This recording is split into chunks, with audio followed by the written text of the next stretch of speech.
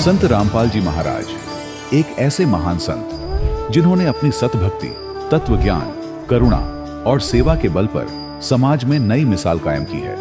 संत रामपाल जी महाराज की अगुवाई में उनके सभी सतलोक आश्रमों से समाज कल्याण के अद्भुत कार्यों ने समाज को सुनहरे भविष्य की एक नई उम्मीद दिखाई है। संत रामपाल जी महाराज से नाम दीक्षा लेने के बाद लाखों लोगों की लाइलाज बीमारियां जैसे कैंसर, एड्स आदि ठीक हुई। संत जी के ज्ञान से प्रेरित होकर उनके अनुयायियों ने लाखों यूनिट रक्तदान किया। संत जी ने लाखों बहन बेटियों का दहेज मुक्त विवाह करवाया।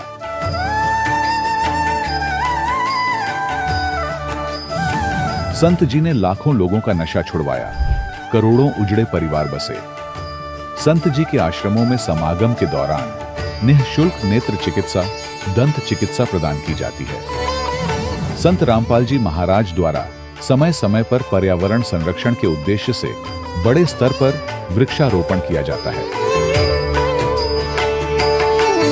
संत जी ने जरूरतमंदों को तत्काल राहत पहुंचाने के लिए एम्बुलेंस सेवा शुरू की। संत जी अपने अनुयायियों को देहदान के लिए प्रेरित करते हैं, जिससे मानवता की सेवा और चिकित्सा क्षेत्र में सुधार हो सके।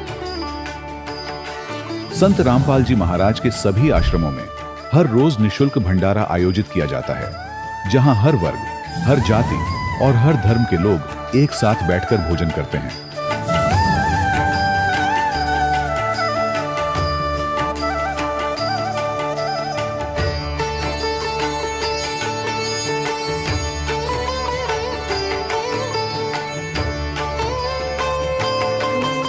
संत रामपाल जी महाराज की अन्नपूर्णा मुहिम ने गरीब और बेसहारा लोगों के जीवन में एक नई ऊर्जा और उम्मीद को जन्म दिया है। घर घर खाद्य सामग्री और जरूरी मदद पहुंचाकर संत रामपाल जी महाराज ने लोगों को दुख और मजबूरी से लड़ने की ताकत प्रदान की है।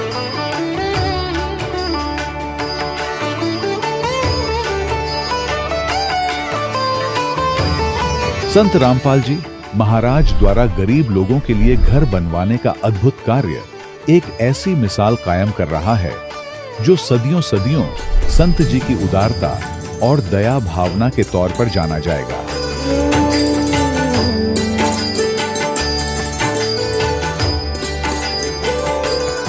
संत रामपाल जी महाराज के आश्रम में हजारों बुजुर्गों को सम्मान और प्यार के साथ जीवन जीने का अवसर मिलता है। उनके खाने, रहने और स्वास्थ्य की पूरी जिम्मेदारी संत रामपाल जी महाराज उठाते हैं। अनाथ बच्चों के लिए संत रामपाल जी महाराज के सभी आश्रम किसी वरदान से कम नहीं। यहाँ उन्हें शिक्षा, संस्कार और भविष्य के लिए बेहतर अवसर प्रदान किए जाते हैं। चाहे बाढ़ हो, भूकंप या महामारी, संत रामपाल जी महाराज और उनके अनुयायी हमेशा ही जरूरतमंदों के लिए सबसे आगे खड़े रहते हैं। कोविड महामारी के दौरान संत रामपाल जी महाराज के आश्रमों से करोड़ों लोगों के लिए भोजन, दवाइयां और जीवन रक्षक सामग्रियां उपलब्ध कराई गई। चाहे गरीब की मदद हो या किसी शोषित और पीड़ित वर्ग के हक और सम्मान की लड़ाई, संत रामपाल जी महाराज ने हमेशा ही उनकी दबी आवाज को सरकारों तक पहुंचाया है और उन्हें उचित न्याय दिलवाने में अहम भूमिका अदा की है। समाज में आध्यात्मिक और सामाजिक मूल्यों के प्रति जागरूकता लाने में संत रामपाल जी महाराज हर कदम पर मानवता के सच्चे सेवक साबित हुए हैं। संत रामपाल जी महाराज का जीवन हमें सिखाता है कि सच्ची सेवा वही है जो निस्वार्थ भाव से की जाए। आइए हम भी इस महान सेवा के कार्य में इस महान संत से जुड़ें और संत रामपाल जी महाराज से नाम दीक्षा लेकर अपने जीवन को धन्य बनाएं।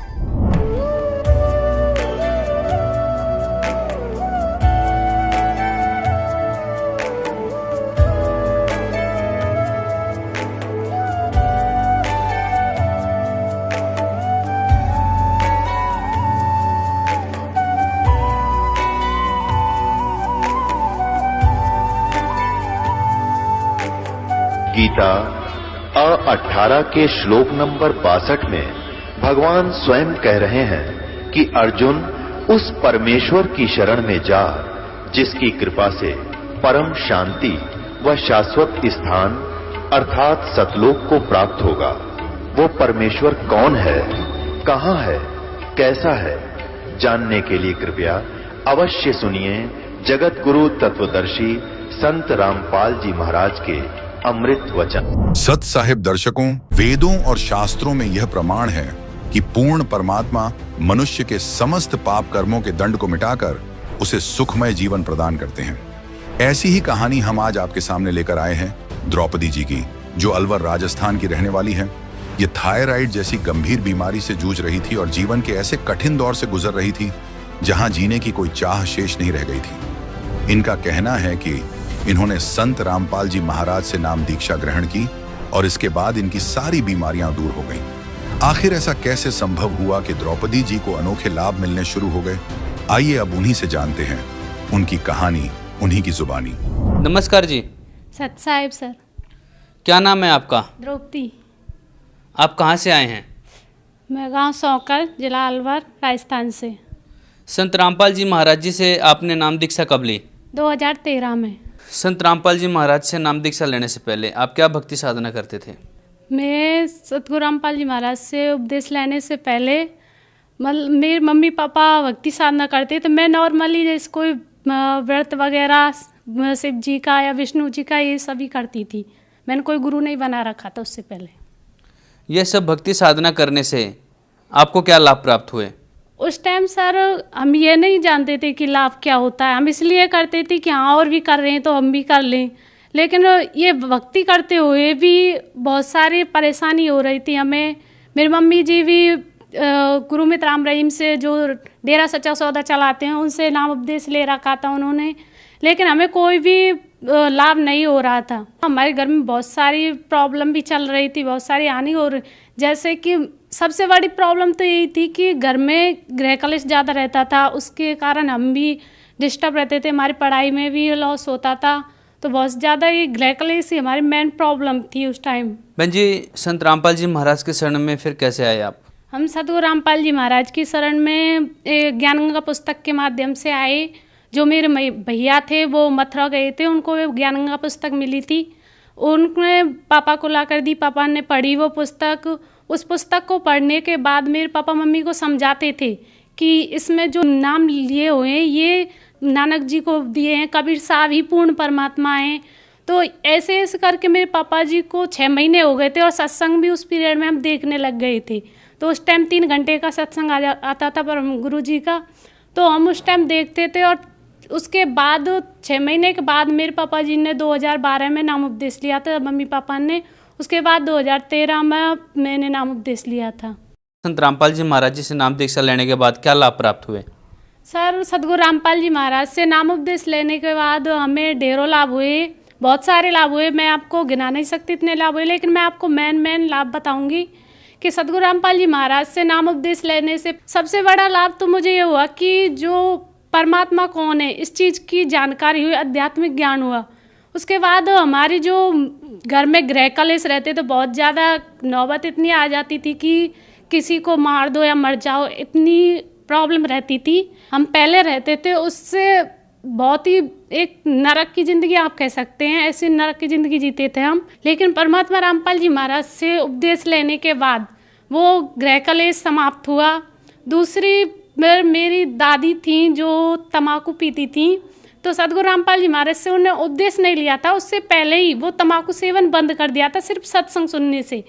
उसके बाद मेरा छोटा भाई है, उसके पेट दर्द होता था बहुत ज़्यादा, तो उसने जब नाम उपदेश लिया तो उसका पेट दर्द भी ख़त्म हो गया। और सर, मुझे भी 2013 की बात है, जब मैं 12वीं में पढ़ती थी उस टाइम मेरे को थायराइड हो गया था। ये एक्चुअल मैं उस टाइम क्लास में ही थी, तो मेरी मैम ने बताया था उस टाइम कि आपको थायराइड हो सकता है। तो हमने उस चीज़ का चेकअप कराया खेड़ली में ही, लेकिन खेड़ली में डॉक्टर ने बोला कि आप इसे जयपुर ले जाइए। मेरे भाई था और हम दोनों थे, तो उन्होंने कहा था कि आप जयपुर में जाइए, जयपुर में आप इसका ट्रीटमेंट कराइए। हम जयपुर गए। जयपुर में जाने के बाद मासेकंड वो SMS हॉस्पिटल है, उसमें डॉक्टर मिश्रा बैठते हैं, तो उनसे हमने अपॉइंटमेंट लिया। उनसे कई बार हमने चेक कराया।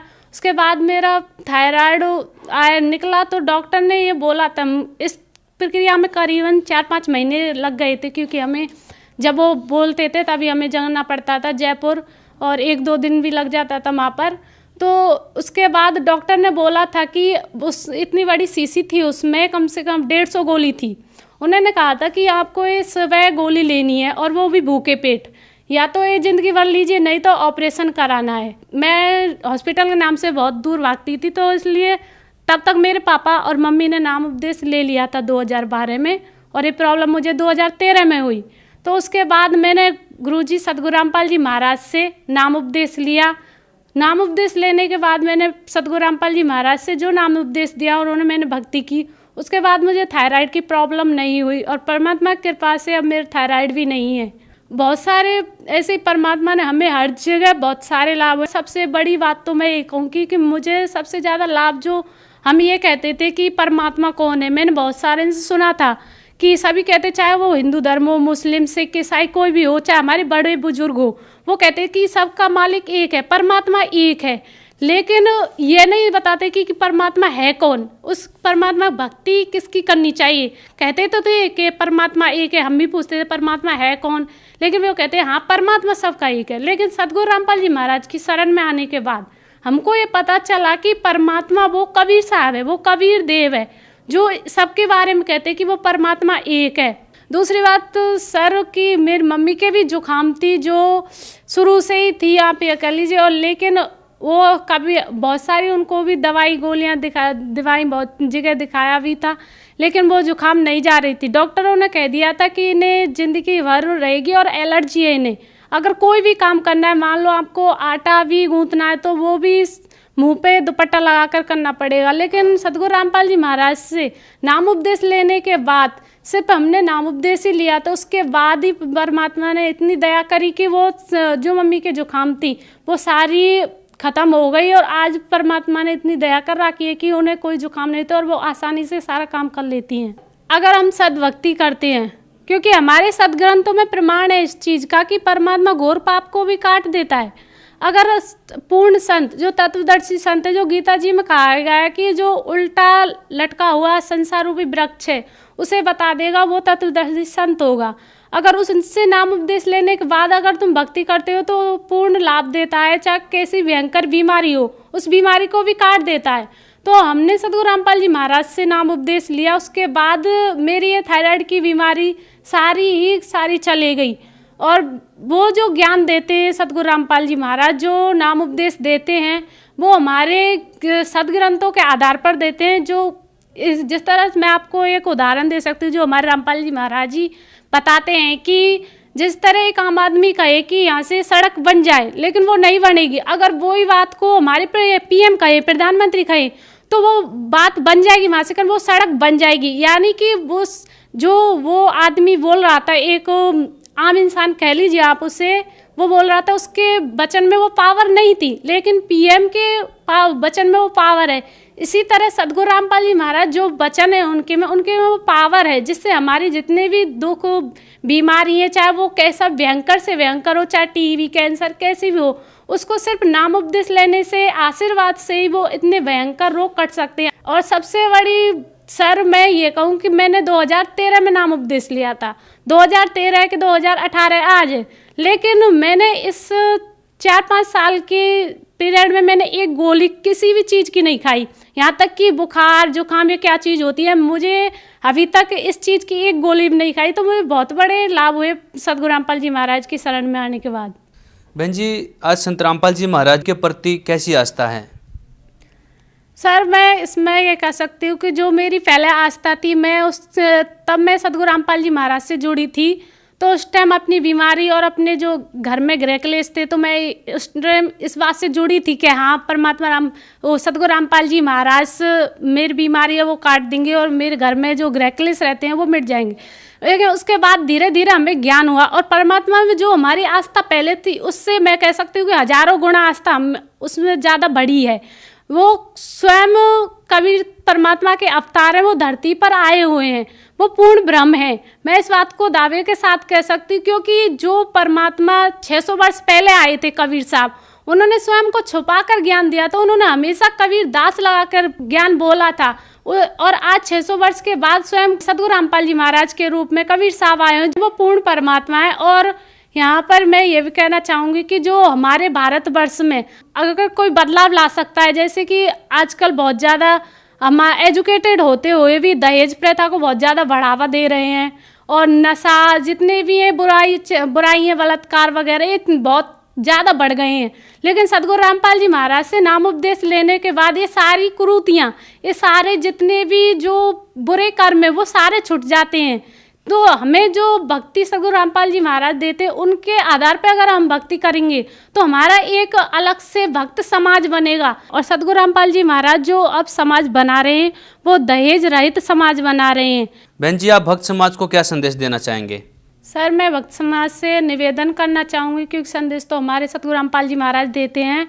मैं उनसे निवेदन करना चाहूँगी कि आज शिक्षित समाज है वो अपने जो हमारे सदग्रंथ हैं उन्हें देखें, उनमें क्या लिखा है क्या नहीं लिखा है, उसके आधार पर उनके सत्संग सुने।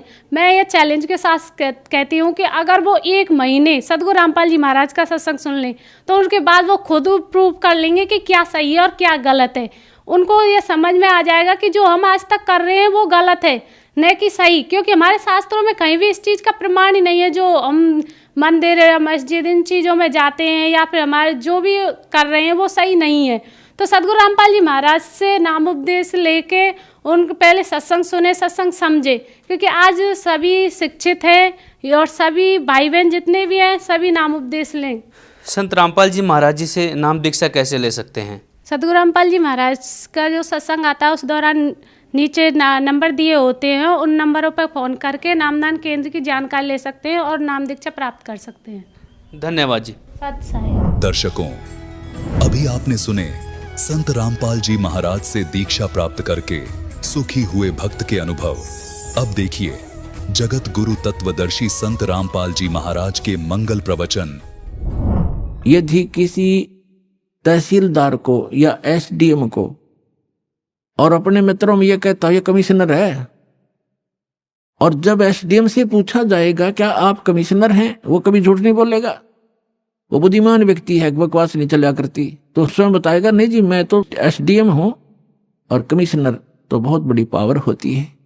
तो ऐसे जब भी इन अधिकारियों से हम मिलते हैं तो ये सच्ची बताया करते। तो जब धर्मदास जी वापस आए, धर्मदास जी ने कहा हे भगवान, फिर तो ये वेद और कतेब ये सब झूठे हैं, ये तो परमात्मा को निराकार बताते हैं और कोई ब्रह्मा जी विष्णु जी शिव जी को सर्वशक्तिमान बताते हैं। तब परमेश्वर ने कहा कि वेद कतेब झूठे नहीं भाई, झूठे हैं जो समझे नहीं। ये वेद कतेब झूठे नहीं हैं, इनमें जिस सतर का ज्ञान है वो बिल्कुल ओके है, लेकिन कंप्लीट नहीं है वो अलग बात है। जैसे मैट्रिक क्लास के 10वीं कक्षा का सिलेबस अपने सत्र का तो ठीक है, लेकिन वो एमए और बीए का नहीं है, बीसीए का नहीं है, वो सिलेबस अलग है। लेकिन उस मैट्रिक तक के जो शिक्षा है वो उसमें सहयोगी होती है। तो यहां परमात्मा ने कहा है कि वेद कतेब झूठे नहीं भाई, और झूठे हैं जो समझे नहीं। झूठे ये हैं तुम्हारे धर्मगुरु जिन पुराणों को, वेद को, गीता जी को समझ नहीं सके, ये झूठे हैं। तो इस प्रकार परमात्मा प्रचार किया करते थे, बहुत से शिष्य बन गए थे।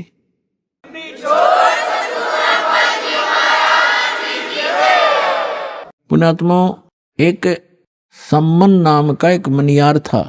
मनियार को आप जानते होंगे। मनियार होता जो केवल चूड़ियों का काम करता था, माताओं को, बहनों को चूड़ी पहनाया करता था, उसकी पत्नी भी और वो भी। और वो बहुत दारिद्र था, निर्धन था, लेकिन परमात्मा का परम भक्त था।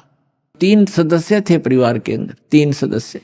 एक तो सम्मन, उसकी पत्नी का नाम था नेकी, और एक पुत्र था, उसका नाम था शिव। उसको सेव कहा करते, सेव नाम था शिव। वैसे अब भ्रंश हम कर ही लेते हैं, सेव कहा करते, तो सेव नाम से ज्यादा प्रसिद्ध था। और तीनों के तीनों प्राणियों ने कबीर परमात्मा की दीक्षा प्राप्त कर रखी थी। वो दिल्ली में रहा करते थे। पहले दिल्ली आज जैसी नहीं थी, एक गांव सा था छोटा सा। ऐसी झोपड़ियों में लोग रहा करते थे, छोटे छोटे मकान भी थे, कुछ थोड़े बहुत सेठ भी थे, वो अलग होते हैं। आज जैसी दिल्ली नहीं थी 600 वर्ष पहले। और परमात्मा बनारस काशी में रहा करते थे। एक कमाल नाम का लड़का, उसके कबीले ने, उसके कुल के लोगों ने मृत्यु के उपरांत जल प्रवाह कर दिया था। और एक शेख तकी नाम का राजा सिकंदर लोधी दिल्ली के बादशाह का धार्मिक गुरु था। और सिकंदर लोधी को एक बहुत असाध्य रोग था, परमात्मा कबीर जी के आशीर्वाद से वो स्वस्थ हुआ था। बाकी किसी भी औषधि से और किसी भी धर्म मजहब की जंतर मंत्र से और आशीर्वाद से वो स्वस्थ नहीं हुआ था, जिस कारण से सिकंदर लोधी परमात्मा कबीर जी से बहुत प्रभावित था।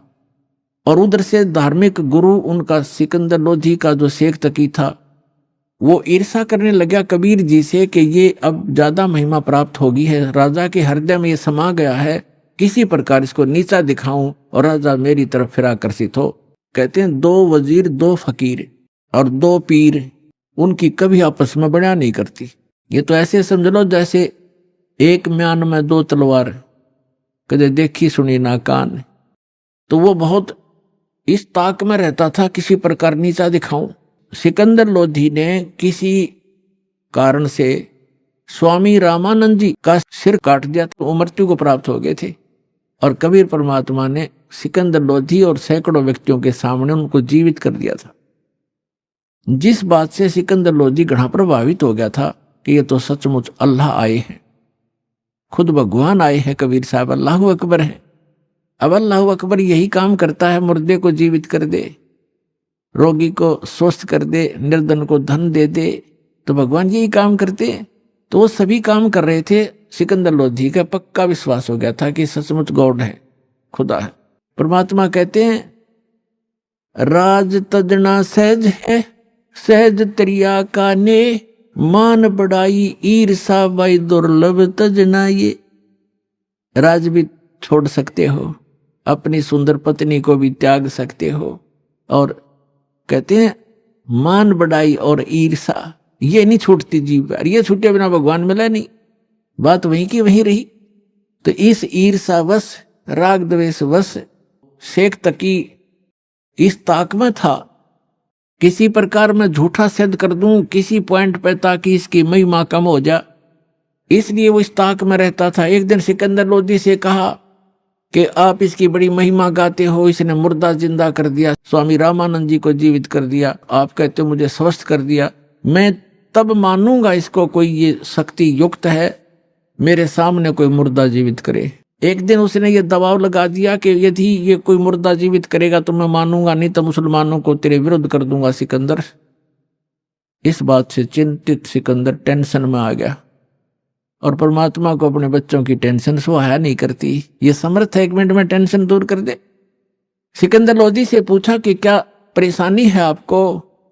सिकंदर लोधी ने कारण बता दिया। तो परमात्मा ने कहा कि कहो इसको कह दे शेख तकी को कोई मुर्दा लावे, और करते हैं अर्ध भगवान से थोड़ा छुपा के रखते थे दाता अपने को। सिकंदर लोधी को तो पता था, कह दिया सो कह दिया। सिकंदर लोधी ने कहा कि शेख तकी पीर जी कोई मुर्दा ले आओ। फिर कबीर जी कह रहे हैं वो कर देंगे, जिंदा लाओ कोई मुर्दा। तो वो कहता मैं कहां से लाऊं मुर्दा, कभी आएगा जब देखेंगे, कभी होगा जब देखेंगे। अब परमात्मा ने सोचा कि ये टेंशन काफी देर रहेगा सिकंदर। इतने में क्या हुआ, लीला मालिक की 100 साल सीधर मैं करूं अपने जन के काज। इतने में एक कमाल तो बाद में नाम रखा, एक 12-13 वर्ष के बच्चे की मृत्यु होगी। और कुछ ऐसे कुल हैं, ऐसे कबीले हैं, वो न तो जमीन में दफनाते हैं, न सभा करते हैं अग्नि में, और वो जल प्रवाह कर देते हैं अपना। उनका अंतिम संस्कार ही ऐसा है कि इसके शव को मछलियां जीव जंतु खाएंगे, दुआ देंगे, इसलिए मिट्टी तो ये बन ही चुकी है, उसको जल प्रवाह कर देते हैं एक सुंदर फ्लोटिंग सा एक बेड़ा बनाते हैं घास फूस का, जो तैरता रहता है कुछ देर तक, फ्लोटिंग सा, उस पर लिटा देते और उसको जल प्रवाह कर देते।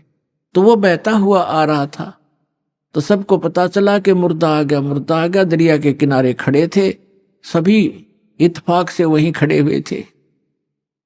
सिकंदर लोधी, कबीर जी और हजारों की संख्या में सैनिक, अंग रक्षक, रसोइये, अन्य नौकर।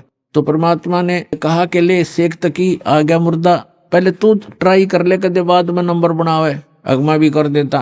तो सब ने कहा ठीक है शेख तकी जी, दो पहलवानों की जब पहचान होगी, जब दोनों कुश्ती करें, आप भी करो अपनी ट्राई।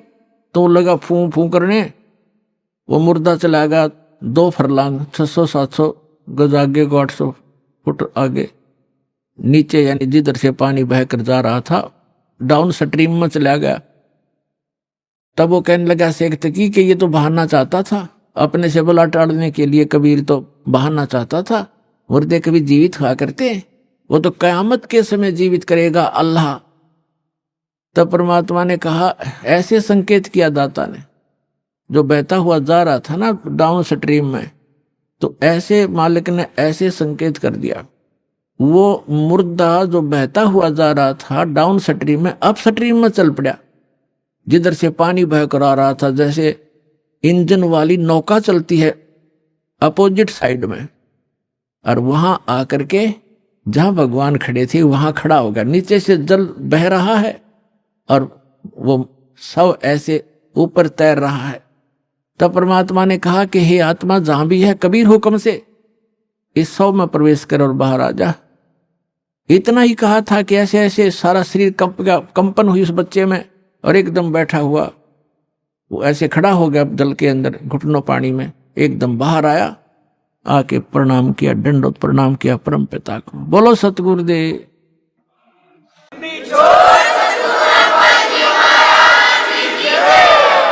सभी ने ये कहा कमाल कर दिया, कमाल कर दिया। परमात्मा ने उस बच्चे का नाम कमाल रख दिया और उसको अपने बच्चे के रूप में रखा। अब बच्चे को पता नहीं कौन माता थे कौन पिता थे, दाता ने वो बच्चा अपने पास रखा, उसको भक्ति दी। अब क्या है कि कुछ दिनों के बाद परमात्मा के संग रहने से उस कमाल के अंदर अभिमान आ गया। राज तजना सहज है, सहज तरिया का ने, मान बढ़ाई ईर्षा ये दुर्लभ तजना ये। अब क्या है कि परमात्मा लीला करते हैं, वो कुछ एज्ड हो गए लीला में शरीर में, और वो कमाल नाम का बालक 17-18 साल का हो गया, युवा, भक्ति मिल गई, ज्ञान रोज सुनाई करता, अपने मुंह बोले भगवान और पिता के साथ। वो तो सबका पिता है कबीर साहब, ऐसे तो सबका ही पिता है, सबका जनक है, सबका पालक है।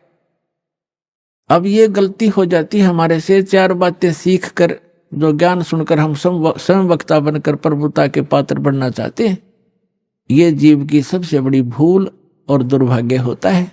तो परमात्मा ने देखा यह संगत भी ज्ञान के अभाव से, किसी को से थोड़े से ज्ञान के वचन सुन लिए दास से प्राप्त, और वो ठीक सा बोलने लग गया, और सब उसी की तरफ देखने लग जाते हैं, वाह वाह बहुत अच्छा बोलता है, खाक बोलता है बता। और फिर वही बात बिगड़ जाती है कि गुरु को तजय बजय सो आना ता पशुआ को फोकट ज्ञान।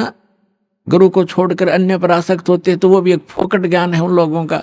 जैसे हम भगवान को छोड़कर इस काल पर आसक्त हुए थे, आज ये दुख भोग रहे हैं। तो इस प्रकार हमने अपने पतिव्रता पद से भी नहीं गिरना है। ज्ञान भगवान का है, बोलने वाला किसी तरह बोल रहा है वो उसका ज्ञान नहीं है, तो उससे आकर्षित नहीं होना चाहिए हमने, नहीं तो फिर हम पतिव्रता पद से गिर जाते, नाम रहित हो जाते। तो कितना ही कोई वक्ता बना फिर जाओ, वो कर्महीन इंसान है, जो फिर उसमें महिमा की भूख बन जाती है। यही रोग लग गया कमाल के। बहुत से जो संगत वाले थे वो कहने लगे, वाह भाई कमाल, आप तो गुरु जी से भी बढ़िया सत्संग सुनाते हो कबीर साहब से। वो फूल गया, हवा तो किस समय भर दो या तुरंत भर जाती है।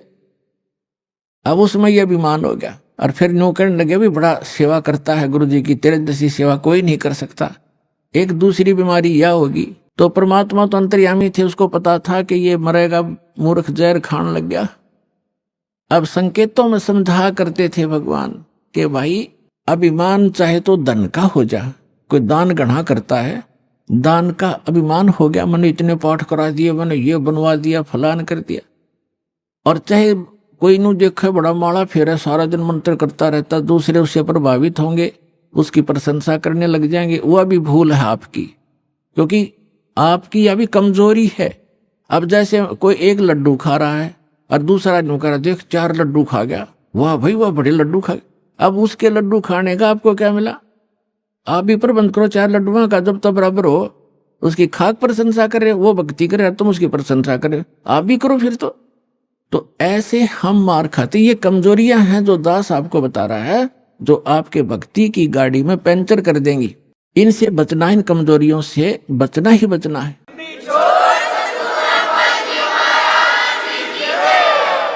एक वृद्ध व्यक्ति था, डॉक्टर के पास गया और डॉक्टर ने देखा अस्थि पिंजर सा शेष है वृद्ध, तो वो कहने लगा, डॉक्टर जी मेरे पिंडलियों में दर्द रहता है।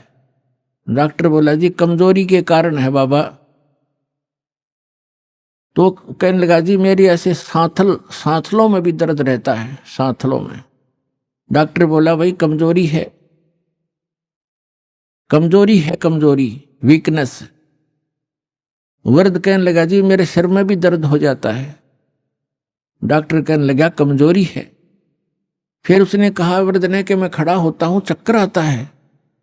तो डॉक्टर बोला, बाबा कमजोरी है। अब वृद्ध ने गुस्सा आ गया, ने बोला, तू डॉक्टर है गम चक्कर, एक के बाद जाने कमजोरी है कि मैं और भी बताओगा। तो डॉक्टर बोला, यह अभी कमजोरी के कारण है, आपने गुस्सा जो आया ये भी कमजोरी के लक्षण है। ये गुस्सा भी कमजोर आदमी को ही ज्यादा आता है। तो पुण्यात्माओं, जो दास आपको बता रहा है ये भी कमजोरियां हैं, इनमें से कोई से भी हो वह भी कमजोरी ही है, वीकनेस से आपको यानी भक्ति मार्ग में बाधक है।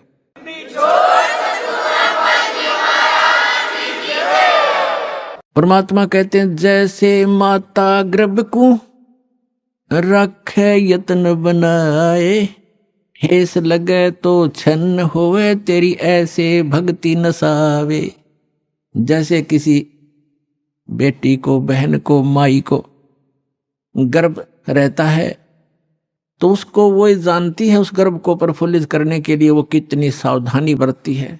किसी बहन को 2-4 वर्ष के शादी के उपरांत जब गर्भ रहता है, अब उसको पता है वो कितनी चिंतित रहती है। करवट लेते समय रात को भी ये चिंतित एकदम फड़क के उठती है, कहीं मेरे बच्चे पर दाब ना आगी हो, मेरा गर्भ खराब ना हो जा। ऊंचे नीचे पर पैर रखते समय भी बहुत ध्यान से चलती है। खाने पीने की भी वो बहुत सावधानी बरतती है कि कहीं मेरा ये गर्भ रूपी लाल नाश ना हो जाए। तो परमात्मा कहते हैं, जिस दिन आपने परमात्मा की असत भक्ति मिल गई तो आत्मा के अंदर आपका भक्ति रूपी वो गर्भ सटाट हो गया उस दिन से। अब यहां बताते हैं कि जैसे माता गर्भ को रखे यत्न बनाए और ठेस लगे तो क्षीण होवे, ऐसे भक्ति नसावे। तो ऐसे ये ठेस नहीं लगने देनी चाहिए भक्ति रूपी गर्भ के। ये मोक्ष रूपी लाल बनाने के लिए बहुत सावधानी बरतनी पड़ेगी। आप उस कमाल के मन में दोष आ गया। परमात्मा बार बार कहा करते, सत्संग में सबको सामूहिक ज्ञान दिया जाता है, प्रत्येक व्यक्ति को नहीं बताया जाता। और जैसे औषधि, गोलियां, दवाई, जड़ी या इंजेक्शन के माध्यम से एक ही स्थान पर लगाई जाती हैं, वो जहां दर्द होता है, जहां पीड़ा होती है, वो औषधि वहां काम कर देती है। तो सत्संग के माध्यम से सामूहिक इंजेक्शन लगाए जाते हैं ये वचनों के, और जिसमें जो वीकनेस जहां की है उसी का वो औषधि काम कर जाती है। बुद्धिमान उसको समझ जाते हैं, आगे सुचारू हो जाते और वो अपनी कमजोरी को ठीक कर लेते। बुद्धिमान वही होते। इतना कुछ कई बार कहा परमात्मा ने कि जो दान ज्यादा करता है, यदि उसके मन में अभिमान आ गया, कराया नाश हो गया। कबीर साहब कहते हैं, तन मन धन दिया तो भला किया, सिर का दासी भार, और जब यूं कहा कि मन ने दे दिया तो बहुत सहेगा मार। वो तो दिया हुआ तक गया, नाश हो गया, रोड ब्रांड में दुर्गति और हो जाएगी तेरी। तो किसी भी प्रकार का सेवा का अभिमान हो जाए, अभिमान तो अभिमान ही है, वो तो नाश ही करता है, भगवान से दूर करता है। लेकिन कमाल की बुद्धि भ्रष्ट हो चुकी थी, परमात्मा के साथ रहकर भी वो अपनी ही चलाता था। पुण्यात्माओं, जैसे मन में बहुत सी बातें आती हैं। एक बार धर्मदास जी ने कहा, हे भगवान, आप कहते हो कि श्री कृष्ण परमात्मा नहीं है, समर्थ नहीं है। श्री कृष्ण जी ने राजा मोरध्वज के पुत्र ताम्रध्वज को आरे से चिरवा के डेथ हो गई थी, 2 फाड़ हो गया था, और फिर वैसा ही बना दिया और जीवित कर दिया। तो कैसे माने कि इनमें ये भगवान नहीं है, सर्वशक्तिमान नहीं है? परमात्मा कबीर जी ने कहा कि मैंने ये कभी नहीं कहा कि ये भगवान नहीं है, मैंने ये अवश्य कहा ये सर्वशक्तिमान नहीं है।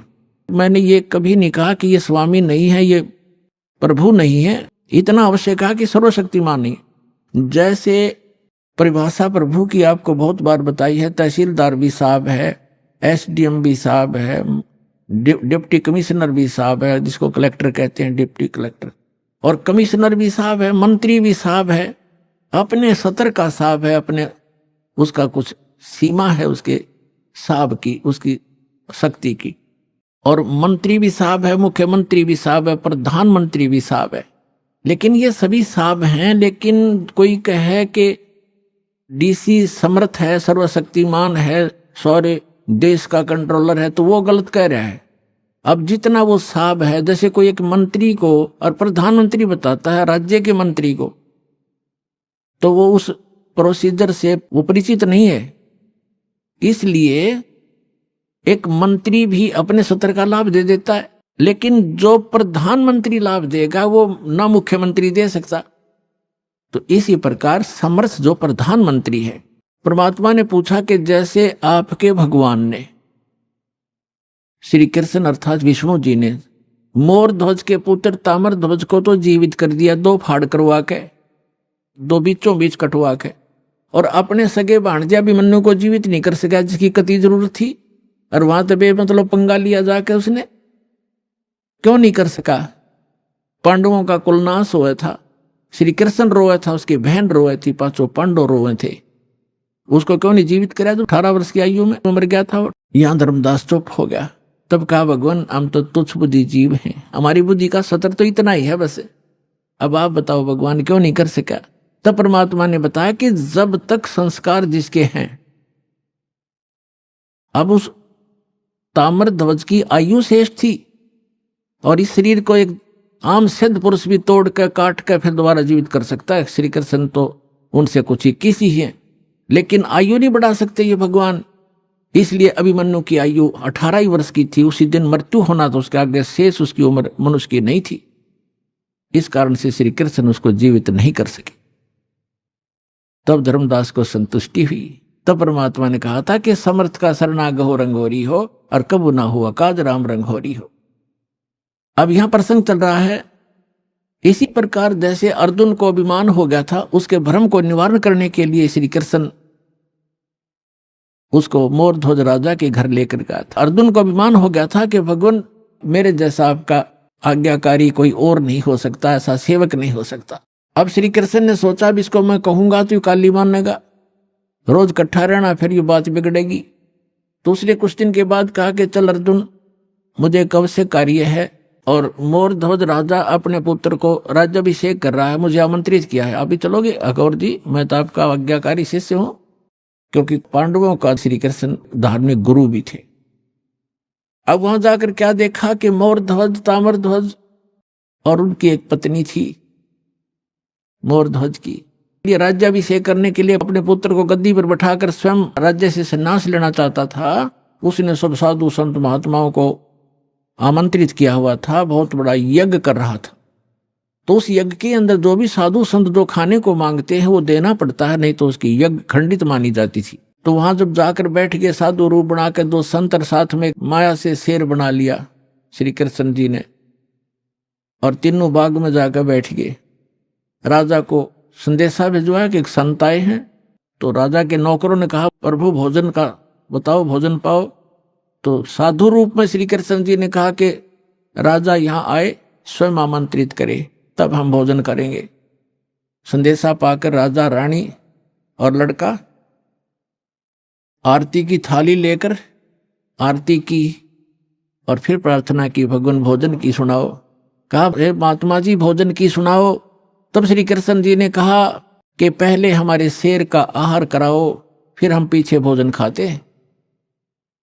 मोरध्वज राजा ने कहा कि आज्ञा करो भगवान, अभी मंगवा देता हूं बकरे इनके लिए काट कर, इसके या वैसे सामने छोड़ देंगे, ये खा लेगा। नहीं, ये मांस खाता मनुष्य का, ये मनुष्य का मांस खाएगा। मोरध्वज ने कहा जी जो आज्ञा आपकी। फिर कहा कि सुनो, कहीं किसी पल्लेदार न पकड़ लाओ, उसका मांस नहीं खाएगा, ये तुम्हारे घर के प्राणी का मांस खाएगा, तुम तीनों में से एक का। और उसकी विधि ऐसे है, उसको आरे से चीरना है, और चीरते समय आंखों में आंसू आ गए तो ये मांस शेर नहीं खाएगा, तुम्हारा यज्ञ खंड हो जाएगा। अब मोरध्वज ने कहा कि जो आज्ञा भगवान आपकी। तो कहा कि ठीक है। जब मोरध्वज ने कहा कि मैं फ्री हो चुका हूं, लड़का युवा हो गया है, बेटा तू राज संभालना, अपनी मां की सेवा करना, और मेरा काम पूरा हुआ और मैं महात्मा के शेर का आहार बनूंगा। रानी ने कहा कि देखो बात सुनो, आप मेरे पति हो, और पति भरता पत्नी से पहले पति की मृत्यु होना कलंक होता है, मैं आपसे पहले मरूंगी, आप मुझे आहार बनने दो। और उसने ये कह दिया था संत रूप में विराजमान श्री कृष्ण जी ने कि आज जो इस मेरे शेर का आहार बनेगा वो सीधा स्वर्ग जाएगा। तो उनकी होड़ लाएगी, कैसा बढ़िया दाव, शरीर तो ये जाना ही जाना है, और आज दाव लगे। तो रानी ने सोचा कि राजा ला गया नंबर होता है, ये तो हाथों हाथ स्वर्ग मिल रहा है, इससे गोल्डन चांस क्या होगा हे भगवान। क्योंकि पहले संतों के वचनों पर विश्वास किया करते थे, ये तब नकली संतों ने खो दिया, अविश्वास हो गया जनता में। उस समय ये था कि जो संत बोलता है वो फाइनल होता है। इसलिए रानी ने पंजे गाड़ दिए, अग नहीं आप नहीं, मुझे काट दो, मुझे शेर का आहार कर दो। और मन में ये थी कि मुझे स्वर्ग मिलेगा, इससे बढ़िया चांस क्या होगा, और मैं क्या संभालूंगी। बालक ने, बाप यहाँ रहेगा तो इसको राजकाज में गाइड करता रहेगा, बच्चा दुखी ना होगा। इसलिए अब तीसरा नंबर था उसका। ताम्रध्वज ने सोचा कि अभी बात बिगड़गी, पर प्रथम तो स्वर्ग प्राप्ति, और दूसरे मैंने माता पिता की सेवा क्या की है, इनको ये कट जाएंगे तो मेरा धर्म बिगड़ गया। इसलिए श्री कृष्ण जी से, महात्मा से खड़े होकर कहा कि महात्मा जी इस दास को चीर दो, मुझे कटवा दो, मैं आपके शेर का आहार बनूंगा। माता पिता मैंने आपकी क्या सेवा की, मुझे पाप लगेगा। लास्ट में उन तीनों ने उस महात्मा को, जो संत रूप में विराजमान श्री कृष्ण जी से कहा कि महात्मा जी आप ही फैसला कर दो हमारा, आप जिसको कहेंगे वही आपके हाजिर होगा। तो उसने क्या फैसला किया कि दोनों तुम पति पत्नी इस अपने पुत्र को आरे से चीरो, यहां से चीरना शुरू करना और नीचे तक 2 भाग कर दो। फाइनल फैसला हो गया, नो ऑब्जेक्शन। आरा ले आई, जैसे लकड़ी चीरने का होता, दोनों तरफ से पकड़ के ऐसे चीरते हैं। लड़का बैठा लिया नवा धोआ के, और ये कंडीशन थी कि आंखों में आंसू नहीं आने चाहिए। अब फिर जब वो चीरने लगे ना, बीचों बीच चीरना प्रारंभ कर दिया था, और चीरण में केक उठा लकड़ था, 5-4 बार मारे आर पार हो जाना था वो। तो उस समय श्री कृष्ण जी यानी महात्मा रूप में विराजमान ने कहा कि ऐसा करना, ये दायां जो हिस्सा है राइट साइड ही शेर खाएगा, बाएं को एक तरफ फेंक देना। अब लड़के की आंखों में आंसू आ गए, ताम्रध्वज की आंखों में आंसू आ गए, आंसू आ गए। और माता पिता ने जल्दी में चीर दिया, ज्यादा देर नहीं देखा जाएगा लड़का। यूं कहते ही वो आधा हिस्सा 2 भाग हो गया था। तो फिर श्री कृष्ण ने कहा कि भाई ये हमारा काम नहीं, इसकी आंखों में आंसू आ गया, इसका मोह ममता रहेगी कोई, ये रो रहा है लड़का। तो उस अभी तड़फ रहे शरीर से आवाज आई कि हे अंतर्यामी, आप तो महात्मा हो, अंतर्यामी हो, मैं इसलिए नहीं रो रहा था कि मुझे कोई ममता है, मैं इसलिए रो रहा हूं कि मेरा कोई लेफ्ट साइड का इतना गंदा होगा, मैं इतना पापी हूं कि मेरा पूरा शरीर भी आपके काम नहीं आ सका, इसलिए रो रहा हूं। तब खुश हो गए वो संत और खड़ा होकर के उसको आशीर्वाद दे दिया। बच्चा नो का नो जीवित हो गया। बोलो सतगुरुदेव।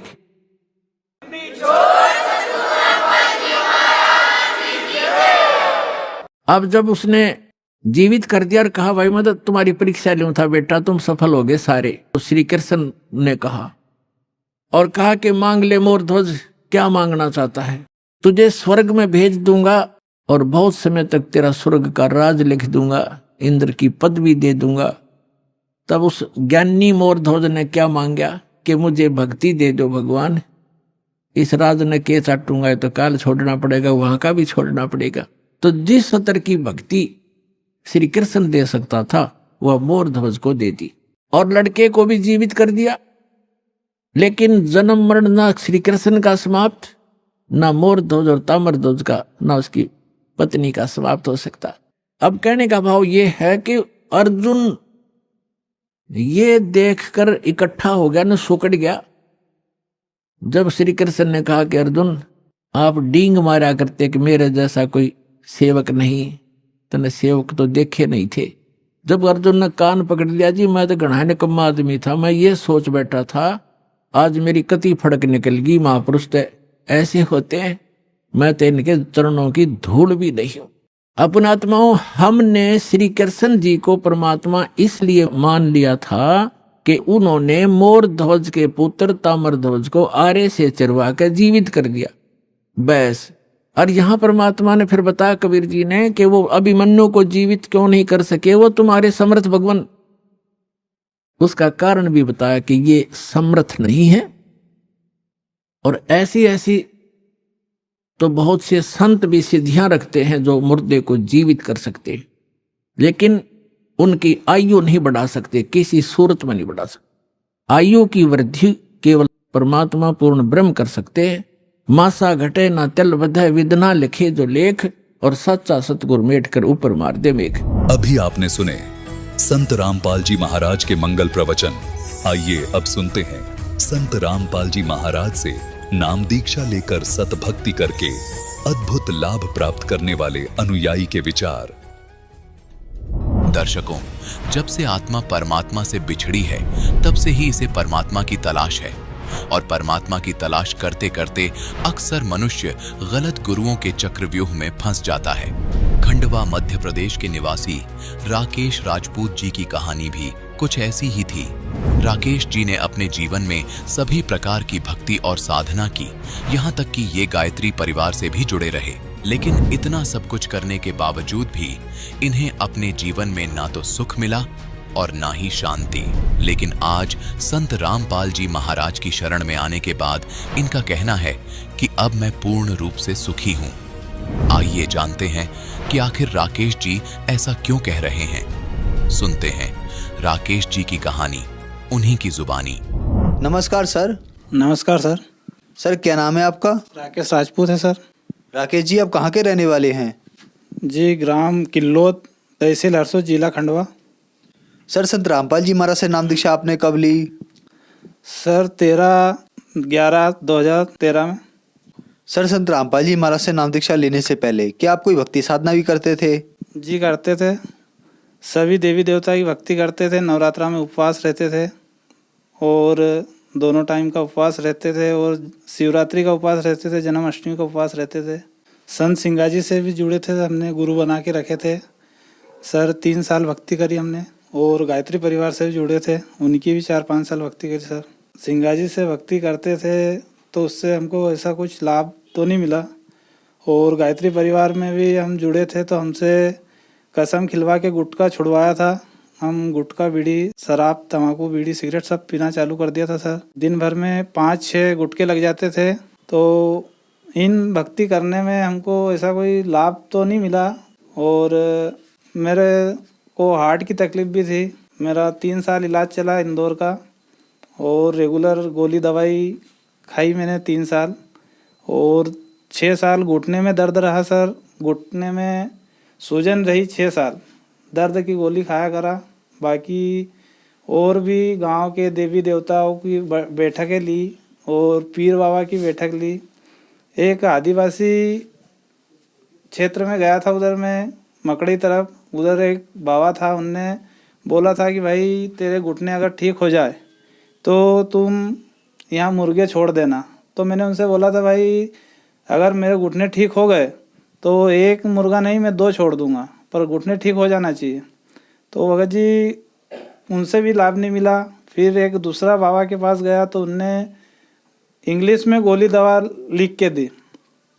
तो गोली दवा में कुछ नहीं, एक दर्द की गोली लिखी थी और रूही करके, एक रूह करके तेल आता है, वो तेल मालिश के लिए दिया था। तो उनसे भी कुछ लाभ नहीं मिला। सर आपने बताया कि आप देवी देवताओं की पूजा करते थे, फिर आप अपने कोई लोकल गुरु सिंगा सिंह जी महाराज के पास गए, उनको गुरु बनाया और गायत्री परिवार में भी आप गए, वहाँ आपने 4-5 साल बिताए। इन सब भक्ति साधनाओं से आपको कोई लाभ नहीं मिला बल्कि हानि हुई। तो फिर संत रामपाल जी महाराज की शरण में आप कैसे आए? भगत जी, हमारे यहाँ एक किशोर भगत जी थे, संत रामपाल जी महाराज से उन्हें नाम दीक्षा ले रखी थी। 1 महीने पहले उन्हें नाम दीक्षा ली थी और फिर वो हमें मिले तो बताया कि भगत जी आप चलो वहाँ संत रामपाल जी महाराज के पास, आपको अगर नाम दीक्षा लेना हो तो ले लेना, देख के आओ, घूम फिर के आओ। अब भगत जी ने हमको आश्रम लेके गए। आश्रम गए, जब तक संत रामपाल जी महाराज की तरफ से गाड़ी भी लगी थी। फिर मैं अंदर गया। संत रामपाल जी महाराज की दया से ऐसा महसूस हुआ कि मेरी अंतर आत्मा संतुष्ट हुई। तो मेरे को ऐसा लगा कि हाँ, कुछ अपने को राहत मिलेगी। फिर मैंने नियम पढ़े। नियम पढ़ने के बाद में भगत जी मेरे को ऐसा लगा कि अब नाम दीक्षा ले लेना चाहिए। फिर वहाँ नाम दीक्षा ली। सर हमने सुना है कि जो भी श्रद्धालु संत रामपाल जी महाराज से नाम दीक्षा लेते हैं उनको कोई ना कोई लाभ अवश्य होते हैं, चाहे वो आध्यात्मिक हो, शारीरिक हो, भौतिक हो या मानसिक हो। तो क्या संत रामपाल जी महाराज से नाम दीक्षा लेने के बाद आपको भी कुछ लाभ प्राप्त हुए? सर, संत रामपाल जी महाराज से नाम दीक्षा लेने के बाद में मेरे को अनेकों लाभ हुए। मेरे को हार्ट की तकलीफ थी पहले तो मैंने हरदा दिखाया। वीरेंद्र अग्रवाल है डॉक्टर, उनने बोला कि आपको इंदौर जाना पड़ेगा। इंदौर गया। इंदौर में यहाँ की जगह पूरी मेरी इंदौर में राष्ट्रीय हॉस्पिटल है। डॉक्टर रोशन रॉय को दिखाया। उनने बोला कि आपकी जांचें होगी। जांचें पूरी उन्हें करी तो उनने बोला कि आपके यहाँ नस में खून जम गया है, तो आपको जीवन भर खून पतले करने की गोली और ब्लड प्रेशर की गोली खाना पड़ेगा। तो भगत जी मेरे को गोली लिख के दी और मैंने गोली खाना चालू करी। 3 साल गोली खाई मैंने। तो संत रामपाल जी महाराज से नाम दीक्षा लेने के बाद में मेरी हार्ट की तकलीफ भी ख़त्म हो गई। गोली दवा भी सर बंद कर दी मैंने। 2000 का ट्रीटमेंट आता था महीने भर का, तो मेरी गोली दवा भी बंद हो गई और बाईपास सर्जरी करने की बोला था डॉक्टर ने कि बाईपास सर्जरी करना पड़ेगा। तो वो सर्जरी से भी संत रामपाल जी महाराज ने बचा दिया मेरे को। ये हार्ट की रिपोर्ट है, आप देख सकते हैं।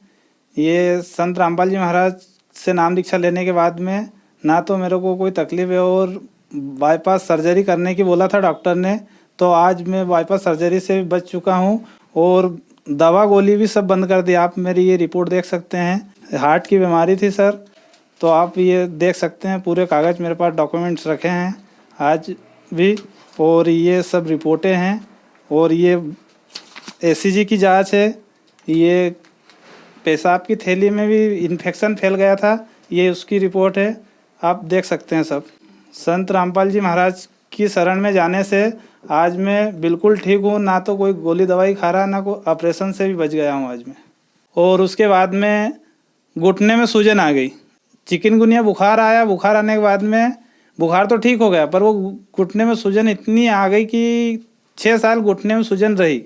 सूजन रहने के बाद में मैं इंदौर वापस आया डॉक्टर के पास।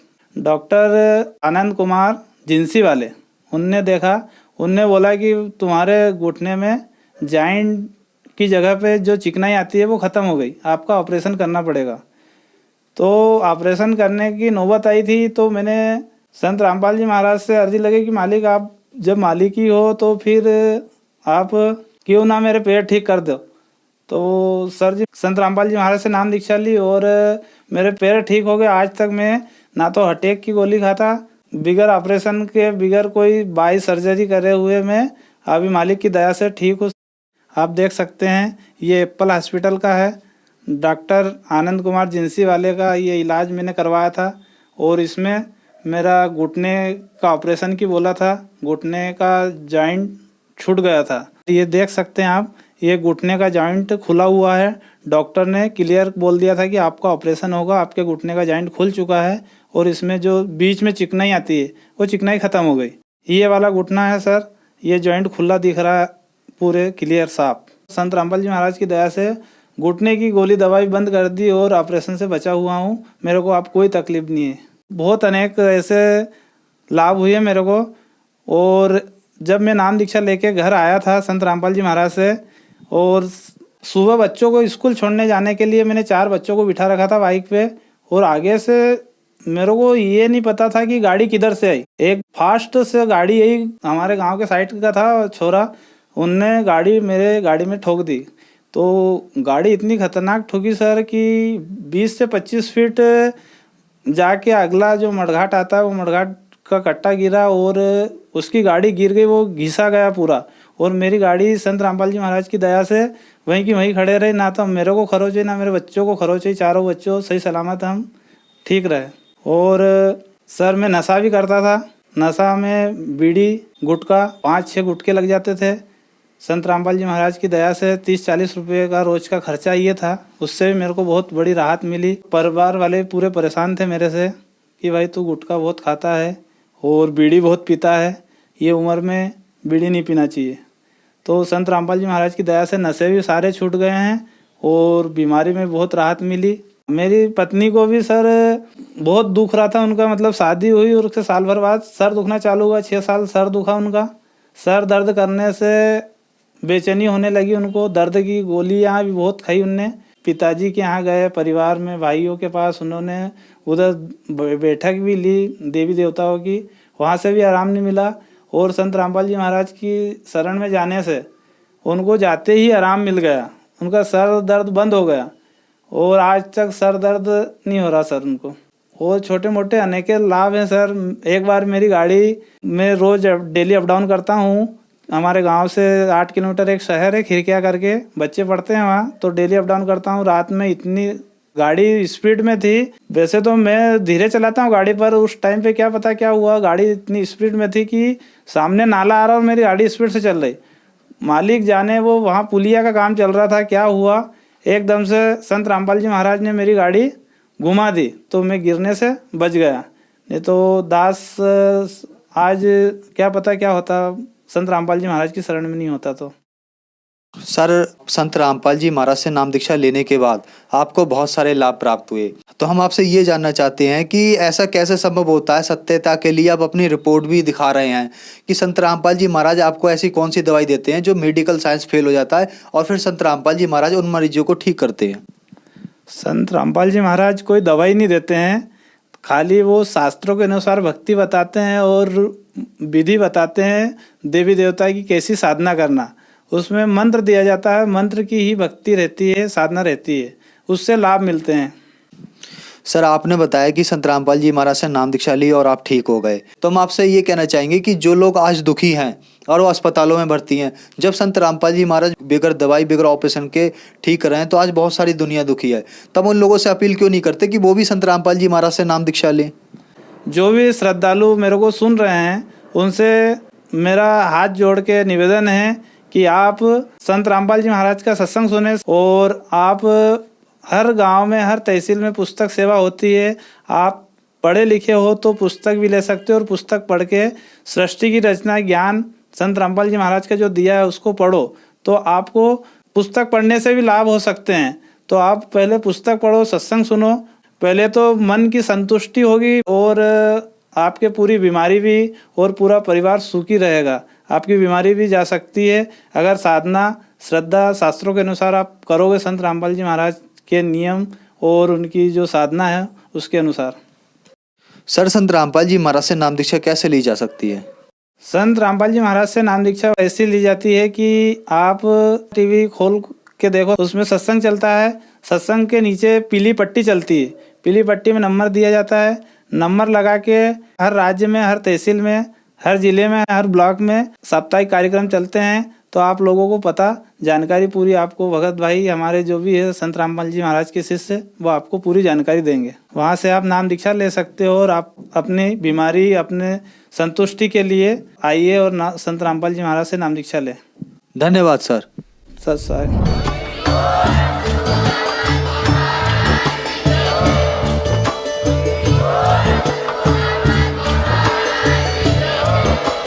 आप सुन रहे थे जगत गुरु तत्वदर्शी संत रामपाल जी महाराज जी के मंगल प्रवचन। अधिक जानकारी के लिए विजिट कीजिए हमारी वेबसाइट www.jagatgururampalji.org। संत रामपाल जी महाराज जी के शुभ आशीर्वाद से पूरे विश्व भर में 500 से भी ज्यादा नाम दीक्षा केंद्र हैं, जिन पर संत रामपाल जी महाराज जी द्वारा ऑनलाइन निशुल्क नाम दीक्षा दी जा रही है। अपने नजदीकी नाम दीक्षा केंद्र का पता करने के लिए संपर्क करें 8222880541।